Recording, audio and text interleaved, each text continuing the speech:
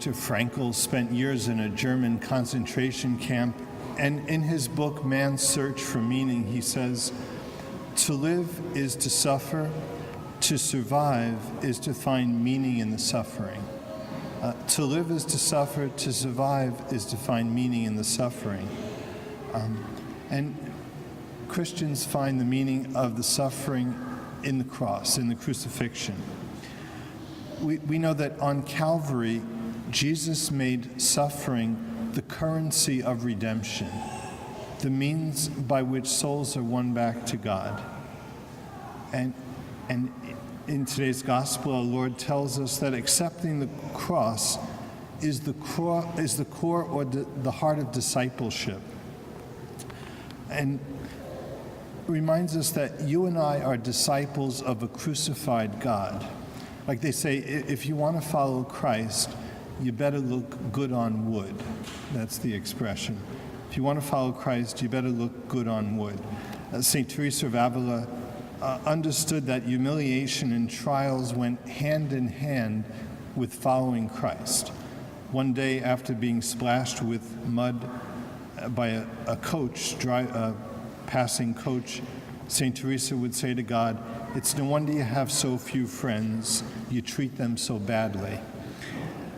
Well, toward the end of her life, St. Teresa would say, "Lord, those who work for you are repaid in trouble." But she would add, "What a precious price for those who understand its value." Because the cross enables us to give expression to love. It's only great love that can bear great crosses. Like St. Francis prayed for two things. "Lord, give me a share of your suffering. Lord, give me a share of your love." Okay? Without one, we can't bear the other. Lord, give me a share of your suffering. Lord, give me a share of your love. In today's gospel, St. Peter is kind of on a high from last week's gospel. Last week, Peter was given authority over the church. He was given the keys to the kingdom. He was named Pope. But in today's gospel, he rebukes Jesus. Like, there's that expression. I had a seminarian friend who used to say that if we were God's boss, we would have fired him a long time ago. Okay? Well, that's kind of what Peter tries to do in that gospel. Like, Peter goes there, he rebukes Jesus, and because suffering and death were not on Peter's agenda. Okay? Well, Christ's mission was to choose death as his bride. The Christian perspective is that to sacrifice the self in love is the basis of Christianity. It becomes the source of life for others. Again, that was his agenda, and as Christians, we say that's our job description, that's our agenda. And Jesus' response to him was, "Get thee behind me, Satan." Okay? Because the great lie, Satan is the father of lies. The great lie is that the Christian life can be lived without the cross. The great lie is that God would never want to inconvenience any of us in any way. Okay? Get behind me, Satan. Not only stop telling me what to do, but get behind me and follow me. Okay?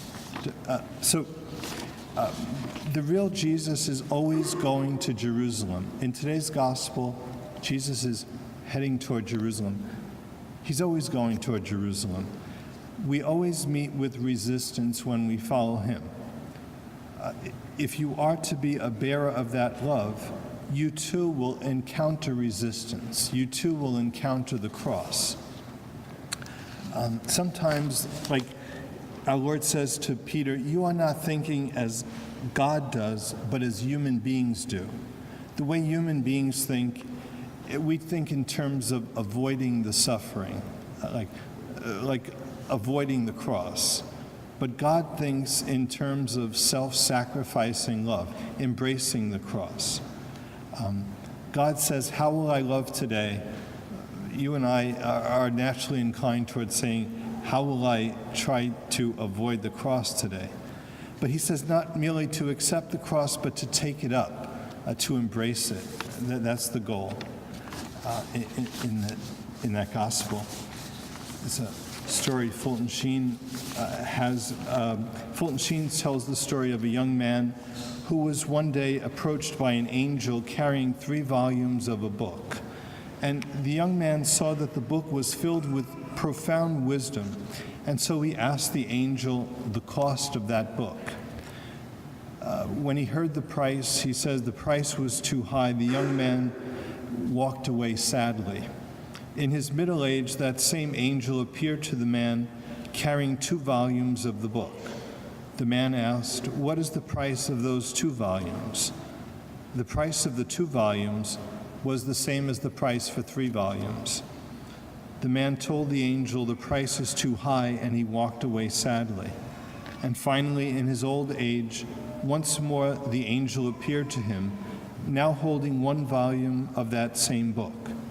The old man asked, "What is the price of that single volume?"